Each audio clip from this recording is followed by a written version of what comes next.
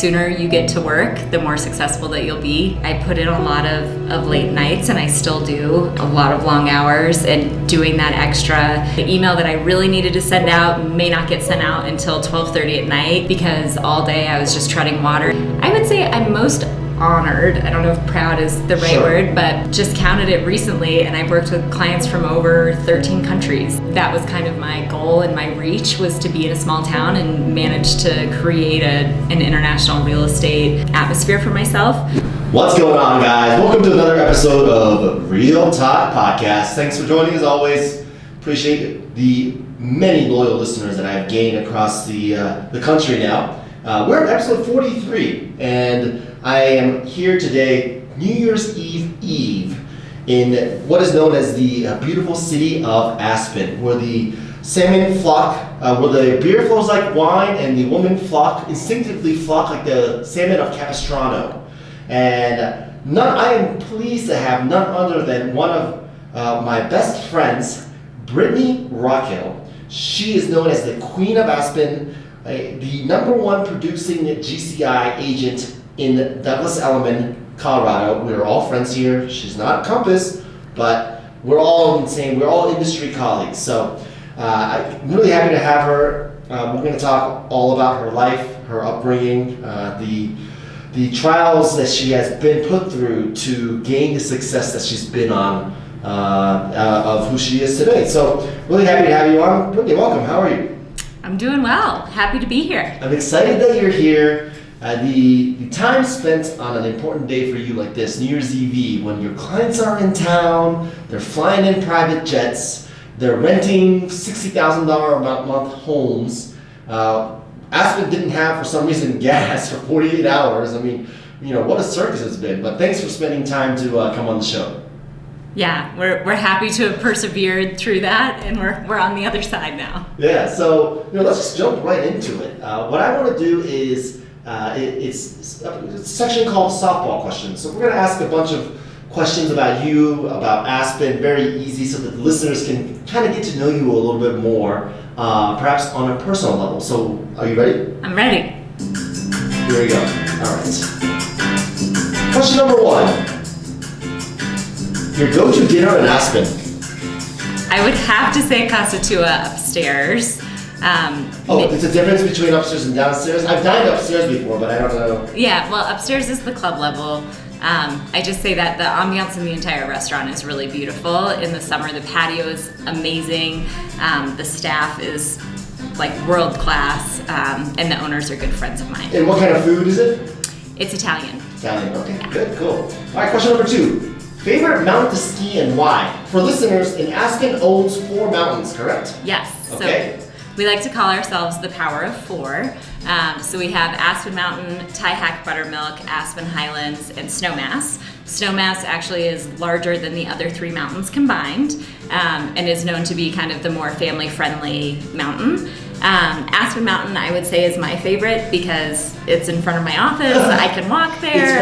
It's in front of your condo. Yeah, it's pretty. It's a good setup. Okay, great. It's also the steepest, or is it good for beginners, or is it more kind of for the seasoned skier? I'd say you want to be a more seasoned skier to take on Aspen Mountain. It just steeper pitches, more narrow runs. Lots of ski racers love Aspen Mountain. Right, terrorizing little kids that zoom down the hill past you. I get it. Question 3: one secret or tip that locals don't always give to visitors? Ooh. I mean, I think I'd have to tell you once you buy a house, I can give you that tip. Okay, you played hard to get. Yeah. Well, tell me something that's, easy. Well, we were talking the other day about the cameras. So if you're looking to get in line and you want to see what the gondola lift line looks like, the Aspen Daily News actually just started with a camera showing the gondola line for Aspen Mountain. Right. So that's kind of unique information. Aspen Snowmass does a great job updating the snowfall, so you can check, who has the best snow for the day. Okay. So I'd say those are good tips. Cool. Yeah, you're right. Especially during COVID, you don't want to run up to a gondola where there's 100 people waiting in line. You don't want to be in that cluster, so that makes sense. Favorite bar in Aspen? Ooh. See, I'm more of an eater than a drinker, or an eater and drinker. At least you are now. So I'm just kidding. For the listeners, we are only drinking hypothetical whiskey, aka water. I would say the Matsuhisa bar is probably my favorite setup. Beautiful down there. Yeah, beautiful. Again, great staff, amazing food. They can answer any question you have about wine, sake. Good selection of sake. Yeah. And for listeners, you may have noticed Brittanie has been to Japan before, and she knows how to pronounce sake. Not sake, but sake. So good job on your Japanese pronunciation. Last question, favorite event in Aspen? Aspen, as some of you may know, has some of the nicest events nationally, from spring, summertime, and the wintertime. So go ahead and why don't you list a couple for the listeners, the big ones, and then tell me your favorite. Yeah, I would say, our winter events, we actually, our peak weeks are New Year's week and 4th of July week. So events kind of based around that. The Chamber of Commerce does a really nice 12 days of Aspen to get people excited and involved in the town, looking for Santa Claus. There's reindeer. There's different things that are really cute for kids and stuff like that. In the summer, we have Food and Wine, the Food and Wine Classic. So that brings in a lot of world-class chefs, a lot of different wines, spirit companies. So that's super fun. And the Aspen Ideas Festival, I would say, is my favorite. The Ideas Festival takes place at the Aspen Institute in non-COVID times. We're doing a lot virtually right now, but it's a great atmosphere. You get to kind of step out of your day-to-day and go listen to some fantastic speakers and people that are titans of industry and sports and psychology. It's really world-class.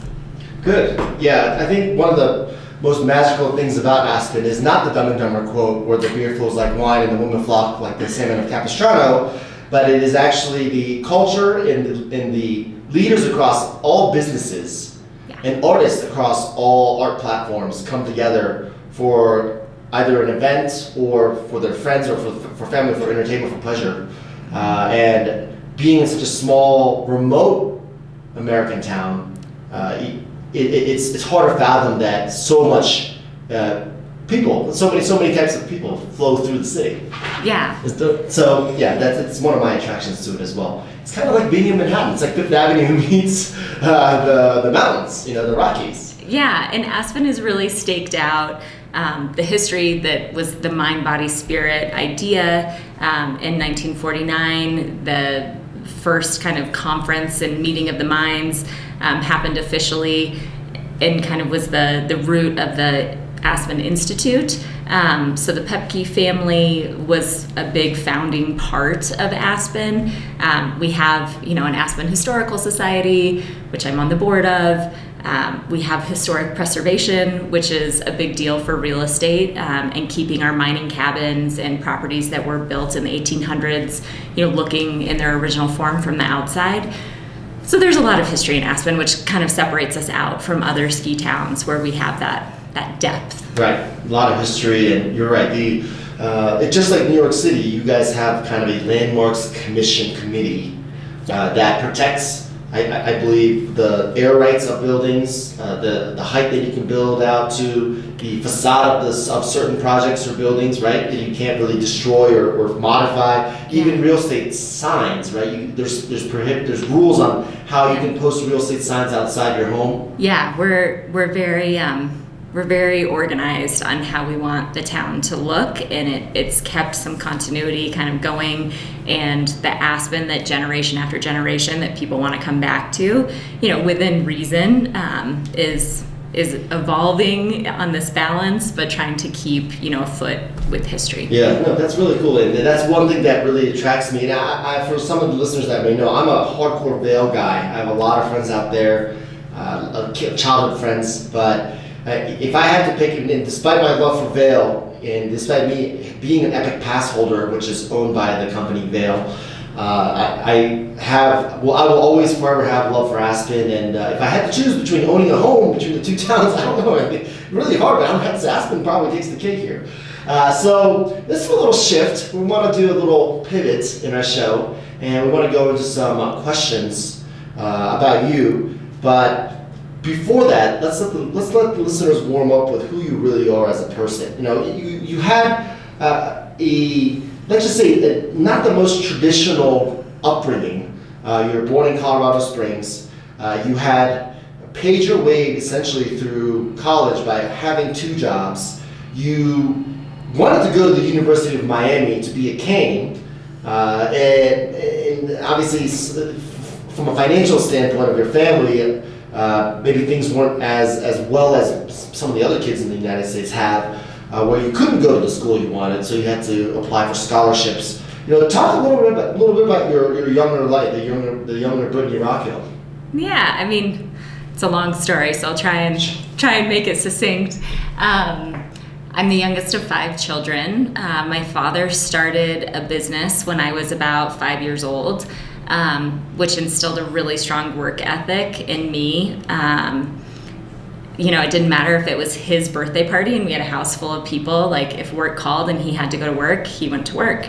And my family has always been really supportive and almost like lenient with me. We were talking the other day, like, I haven't been home for the holidays since I moved to Aspen 13 years ago because it's my peak season. And, no one's mad at me. Like, everyone understands, work takes precedent. And so that's kind of the way that I was raised. When it came time for me to go to college, I had been accepted to the University of Miami and I wanted to study real estate and international business. And that didn't work out. I needed to stay closer to home just for some family stuff that was going on. And so I wrote the University of Denver. They were great and matched the scholarship I had for Miami so that I got to go to the University of Denver. So at 16 years old, you knew that by writing a letter, you could get a scholarship to a local school. Yeah, well, and I have to, huge props to the University of Denver. There were several trials and tribulations while I was there, and I was in the work-study program. As we were talking the other day, I taught GED classes in Spanish to adults, which was super fun, and then I worked in restaurants, in between things. So plenty of work happening while I was doing my double major, double minor at the University of Denver. I did have the opportunity to study abroad, and I chose to go to Mexico, which I'm super thankful for. I have really, really great friends and clients in Mexico at this point in my life, and I think having that experience really helped bridge those relationships, and it's great to be able to speak Spanish fluently, with our neighbor. So you're meeting with your clients right now. Yeah. Talk to me about your last year of college. What happened there? You were financially not in a position potentially to graduate, right? Yeah, I actually went into the financial aid office with my transcripts and said, I'm this much money short, and this is where I am. I'm going to have to drop out of school, and they gave me another scholarship. Yeah. Let's take this to the part where after college you decided to move to Aspen. Why Aspen? Yeah, that is a funny question. So I had studied real estate and international business. I actually had my heart set on going south of the border again. At that point in time, the Riviera Maya was really ripe for development. A lot of things were happening. I had this idea in my head that I could go work in development and also have some sort of service component, like building some amazing beachfront property while also creating like clean water for the local villages, was kind of like my perfect world, which came out of me considering joining the Peace Corps in my senior year of college, deciding that probably wasn't for me after visiting Nicaragua. Fast forward, I'm graduating from college, it's time to make a decision, and someone said, real estate, international business, you should really check out Aspen. So I came, and 13 years later, I wouldn't want to live anywhere else. We're having fun. Yeah. So many of you, I did say this in the beginning, but Brittanie, for 2 years in a row, was ranked the highest grossing agent. And for those that may not know what that means, it means grossing in terms of sales and earning and take-home income, or commissions we call it. She was the highest for 2 years in a row at Douglas Elliman. So talking about the cheddar bisque, you are an inspiration to women in business, I would say especially probably the younger ones that are aspiring to be whether a business owner themselves or maybe even a real estate broker, future real estate broker, who knows? But what two pieces of advice maybe you can give from your life's learnings in personal and business to that younger generation of girls that are coming up? Yeah, I mean, I would say, there are no shortcuts. The sooner you get to work, the more successful that you'll be. I put in a lot of late nights, and I still do a lot of long hours, and doing that extra. The email that I really needed to send out may not get sent out until 12:30 at night, because all day I was just treading water and going through the showings and getting everything lined up that I needed to get lined up. And then that extra reach to get in touch with that client that I've been meaning to get in touch with, or that extra step sometimes doesn't come until you've already been working for 14 hours. So there's no way to get around that. It takes dedication. Right, sure. As far as maybe one piece of advice that you could give your 21-year-old self, what would it be?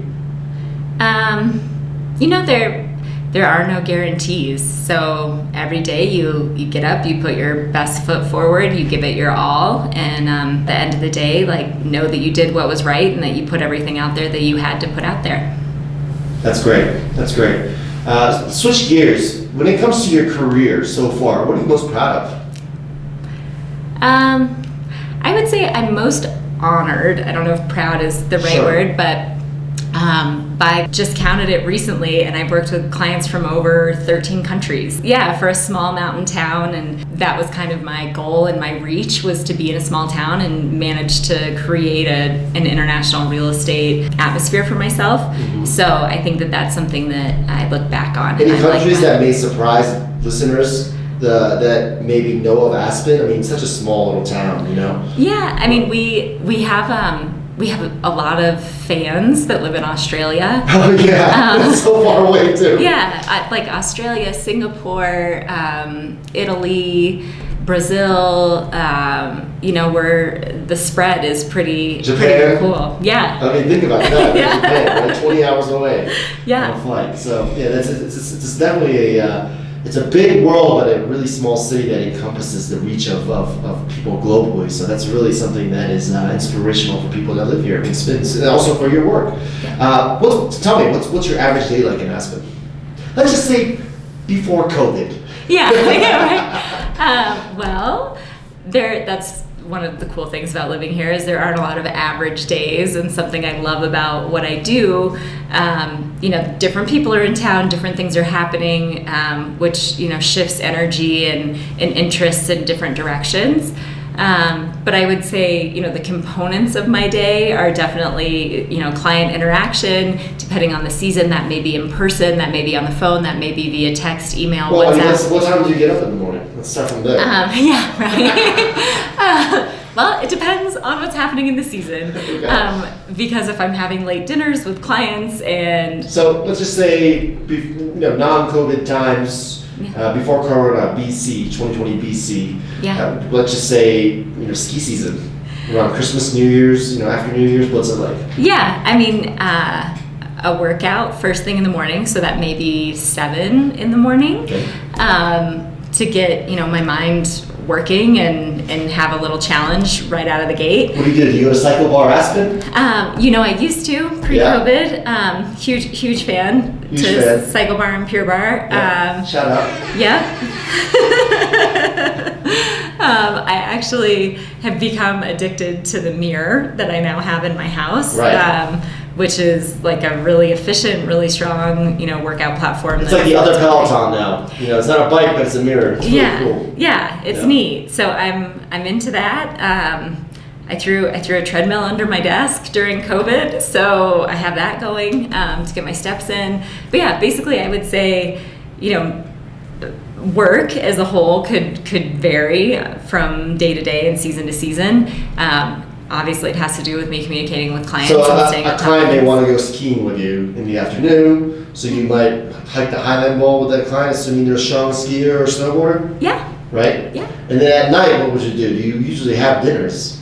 Yeah. They're vacationing with you. Yeah, it's... You were essentially an extension of their vacation. It's been the greatest blessing to be able to be here and see people, oftentimes being their best selves, because stress is a little bit less. They're here, they're enjoying the outdoors, they have those endorphins flowing, they're with their family, like they're, living their best life. And then you, by extension, kind of get to enjoy that and vibe off of that energy and help them, make their real estate dreams come true. So it's pretty sweet. What's that cool club that you take? It's like that private club downstairs in the basement that you take your clients to. So the Caribou Club. Caribou Club. Tell us about that. Yeah. I've been with you. Yeah. I'm really curious what that's about. It's like almost like a secret society. Yeah, I mean it's been a staple in Aspen. It definitely is infamous. You got to give them a shout out too. Yeah. Caribou Club. What's up, Philly, Brenda? It's they have phenomenal food, and actually they have a great catering business as well. Okay. So they do a great job with that. They're limited right now. They can have about 50 people in for dinner with the COVID stuff. Okay, so they're still doing dinner downstairs. They are, and actually for New Year's, this will be too late to give them a plug, but they did send out a very imaginative email talking about a time capsule, because we have the curfew, that you could get in and have your full New Year's celebration well before the curfew. So doing it on the East Coast. Oh, that's cool. So, yeah. Oh, nice. Yeah, so it's a really interesting club to be part of, and a nice place to take clients out to. Yeah, I mean, Aspen is such a big city, small town. So, yeah, there are a few private clubs around, and what I enjoy about that place is it's more about like the sitting and talking. It's not, like we also have nightclubs, and there's a time and a place for that. Love you guys, Bootsy Bellows. Yeah. But Bootsy Bellows. That's, it's really hard to have a conversation in there. So it's not really a conversational type atmosphere. Yes. Yeah, I have more. It's a typical meatpacking club. Good New York reference. Right. There you go. Yeah, that's right. So, as far as your lifestyle is concerned, it is engulfed with work, and I've seen that firsthand. And brokers across the nation that are at the top of their game basically have the same lifestyle. I mean, we're grinding. Yeah. My game is not as big as your game, but we're grinding constantly, 7 days a week. Now, what do you do when you're not at work? One day maybe I'll find out. No, I enjoy skiing. I love hiking. I mean, I have a great puppy who I try and get out with. I love to travel. Aspen does have shoulder seasons. So when I'm, in a season where clients aren't here and I don't have any reason to have boots on the ground, I've had opportunities. I was in Dubai last year with my international partner, Knight Frank. They had me to England the year before that. We were supposed to go to Italy this year, which obviously didn't happen. But that's been, really fun and a great opportunity. They invite, the top brokers from the U.S. There's about 30 of us that they take overseas, and we get to know those markets. And what I want to know more is, while you're in Aspen, what do you do during your free time? I mean, have you biked up Independence Pass? Is that a cycling? Is that like a cycling? I'm into cycling now. As some of you may know, I started the Man Bro Bike Club, the Manhattan Brooklyn Bike Club, and we're a bunch of amateur athletes just bicycling around New York City during COVID. But anyways, tell me about maybe the cycling scene in Aspen. Yeah, I mean, we have a really strong summer cycling scene, which is something I think people don't necessarily understand, is like the summer in Aspen is so busy and it's amazing. It's almost better than the winter. I mean, that's why I moved here, is for the summer. It's not for the winter. People think it's just for skiing, but it is definitely not. Yeah, and like Lance Armstrong is here. You see him riding all the time. Does he own a house here? He does. Oh, okay. Yeah. And we actually had an opportunity to do a race together. It was George Hincapie's race, who also comes out here quite a bit. And that was a client of mine who prompted me to get a bike and get into cycling this summer. So we have been getting after that, and I'm really excited for next summer to up my game, and we'll go up Independence Pass. Independence Pass or Maroon Bells. I don't know. Don't kill me yet. Yeah. But I'm excited. I'm definitely excited. But for the people that live in Aspen, now let me touch on that. So Lance Armstrong lives here. Who else owns here? Any notable people, celebrities that you could rattle off that you can sign up potentially in an NDA way? In a non-NDA way, I could tell you that the majority of the Forbes list have houses here. For example? Trump? No, he does not have one, actually. I don't want to get in trouble dropping any names, but they're. Well, what are we, instead of the Forbes, why don't we touch on like some entertainments or sports athletes, or I know my friend represented Mark Brunell, who was the former Pro Bowl quarterback for the Jacksonville Jaguars, and also later became a quarterback for the Washington, then known as the Redskins, now the Washington football team. Yes. But I believe John Elway, the legendary quarterback for the Denver Broncos, was also, I believe he's a homeowner here. Was John Denver at one point a homeowner here too? Yeah. Historically speaking. Yes. You know, he did sing about West Virginia, but he should have maybe switched those lyrics to Aspen, Colorado. Oh no, he has Rocky Mountain High. He has the Rocky Mountain High, I mean, right. But he is known for Country Roads. Yeah. That's one of his favorite songs. But yes, he does have Rocky Mountain High. There's anybody else that you can rattle off? Gosh. So many. I know. I'm like, can't really say. I would say more of the owners of the teams have homes here. Oh. A lot. Of a specific professional, perhaps baseball team or a football team. Yes, those kinds of teams. Yep. Mm-hmm. Okay. All right. Good. So clearly, if you're a high profile guy, you hire Brittany because I guess she won't crack. Her lips are sealed. So just the success that you've had so far. Did you have any role models growing up? Somebody you looked up to? Just like, where did all this hard work come from? Like that, who instilled all this grit and hard work and discipline in you? Yeah, I mean, I would say, my father was really, really a go-getter, and to this day still is a huge go-getter. He's not ready to retire. Yeah. Though he must. I know. Thank God he's okay after having COVID, but he's slowing down a little bit. So, and I mean, my mom is one of my heroes. I think from a business perspective, like my sister and I were the first ones to go to college. So it wasn't an environment where we grew up, looking up to business idols or even really being aware of that. So this has been a really interesting transition in my life to go through, like growing up, right? Like you're coming out of college, you're creating a career, now you're a professional, and like things are really shifting and changing, and you're joining, different tiers, which has been such a blessing. It's a great ride. Yeah. It's certainly a great ride. So I guess this is a impact question that I want to ask you that basically leads up from this question is, your relationship with money, how has it changed since you were 21 years old to now being a young 22-year-old? I'm just kidding. But a young professional. Or has it changed? What is money to you as a tool? Is it a tool? I mean, what is it to you? What is your relationship with money like now? Yeah, I mean, I would say, Aspen's a really expensive place to live, obviously. We're going to talk about that in a minute. Yeah. And, money equals kind of stress relief. So being able to help whoever it is that may need some help, like being able to provide employment, being able to work with subcontractors, being able to build a business and create something that didn't exist before I got in it. Is one of the really rewarding things about being a business owner. Speaking of providing, opportunities, shout out Dr. Adam Funk from the great state of Pennsylvania. Yeah. He's a Philly rower. He's been with me Philly rower, right? That's right. 3 years.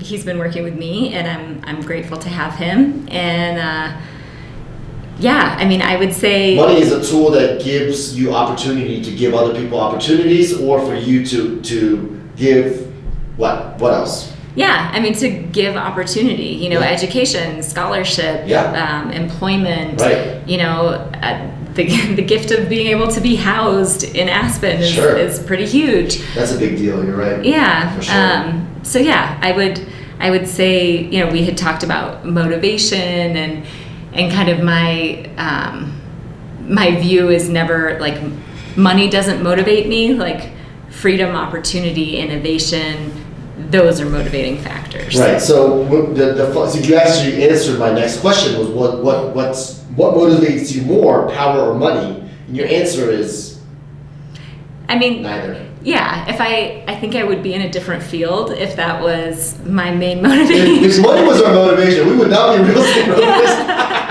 Right? That's right. But, you know, there's a hand for every glove, or however that saying goes.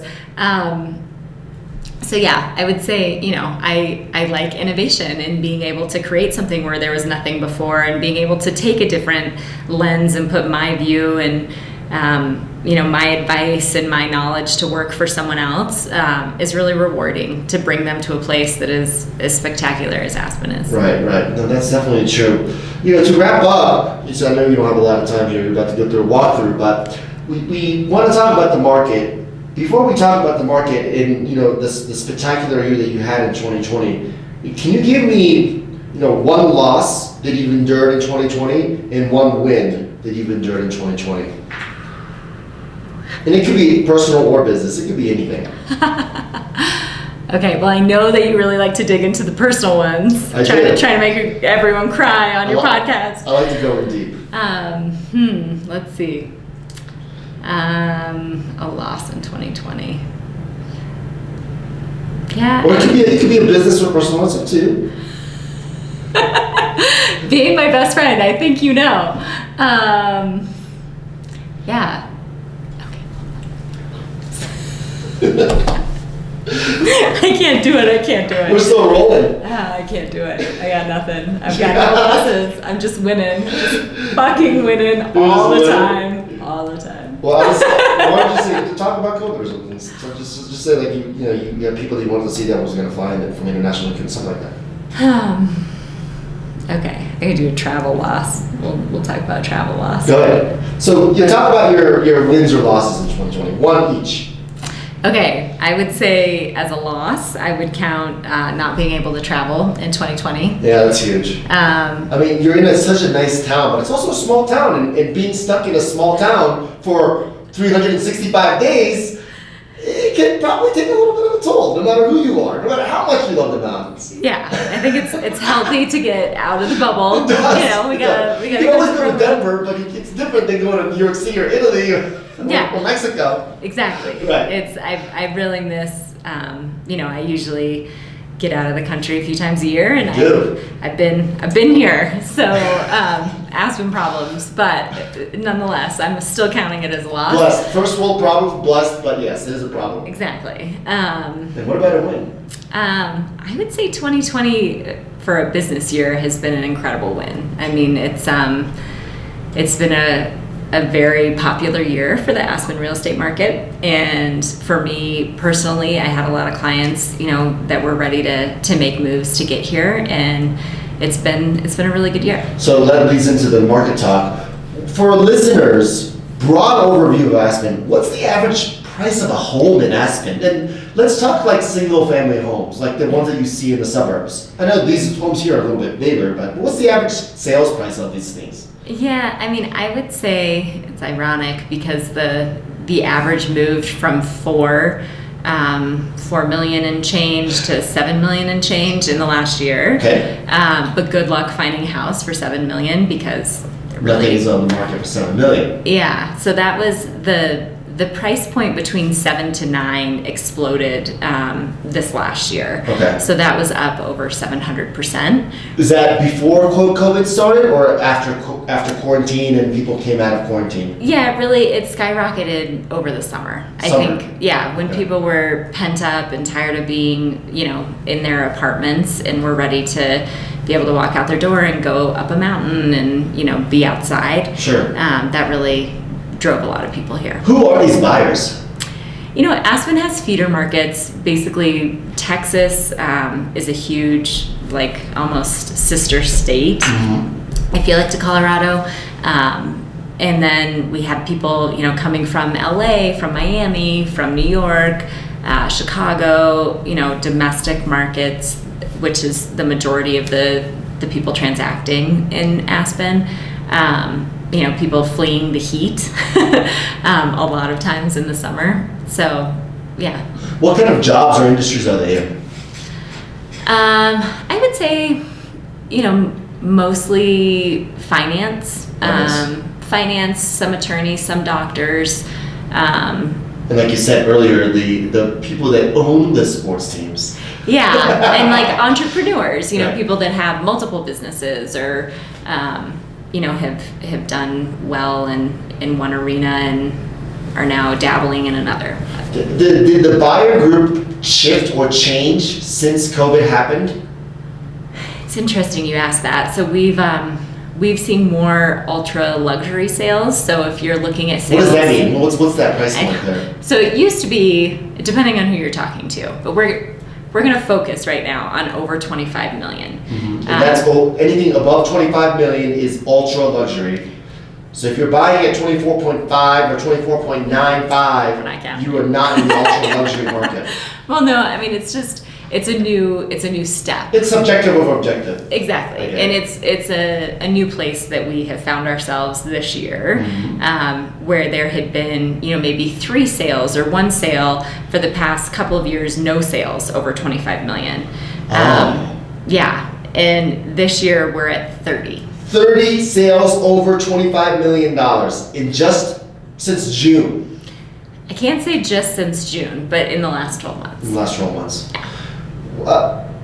Is it schooling, do you think, that's affected? Maybe these people just want more space for kids in school. Is it the fact that everybody's work from home? So now, instead of the traditional peer-to-peer, it's their primary residence? I mean, these people that are buying these homes, what's the actual objective?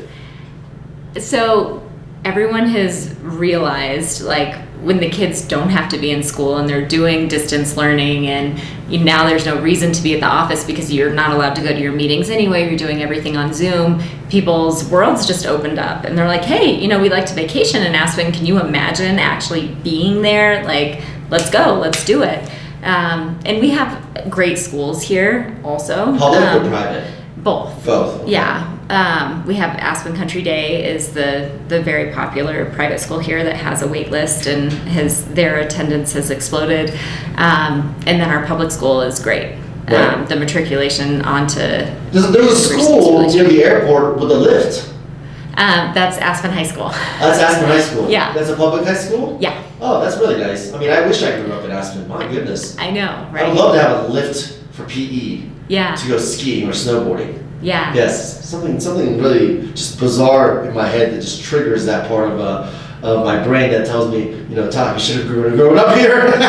You were built for this. I was built for this. Oh my gosh. Yeah. So, tell me anything else. Any other stats you want to tell me about the market? What about explain to the listeners?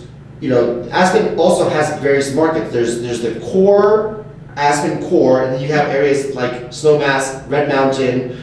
You have down, they call it Upper Roaring Fork Valley, and you have the Down Valley. Yeah. Correct me, please. Yeah. So and my stats are more specific to Aspen. I work in the Valley as well because my clients range from, locals and to... the Valley is what, basalt? So the Valley would extend down to I-70. So basically I-70 up through Aspen, and then we have Independence Pass. Mm-hmm. So the Roaring Fork Valley is kind of this entire range. And there's a lot of great communities happening. Carbondale is really up and coming. Basalt has a lot going on there. Old Snowmass, I've sold a lot of property in Old Snowmass recently, which has been really fun. And that's more of like a ranch layout, a little bit more remote. Aspen, is all about views, walking distance, proximity, being 10 minutes from the airport, 5 minutes from the gondola. Like, you can live so much life in one day because you spend no time commuting, which is really a gift. Mm-hmm. What's the dimensions you I remember you talked about Aspen as a dimension, like a block dimension. What is that again? It was like 5x7, or there's like basically the core, right? It's really a kind of a really small niche area. Yeah, so depending, I mean, we have the downtown core, we have the more historic like West End, we have Red Mountain, East Aspen, West Aspen. I would say the pricing for the downtown core has seen incredible heights. Selling things over 5,000 a square foot. Things that are coming on the market right now are, well over 2,500 a square foot. If it's new construction downtown. So let's break it down to the listeners. If I had a budget of, let's just say, let's start low, $500,000, where would you recommend I buy? Glenwood. Or listener. Well, you can buy some small things around here too, right?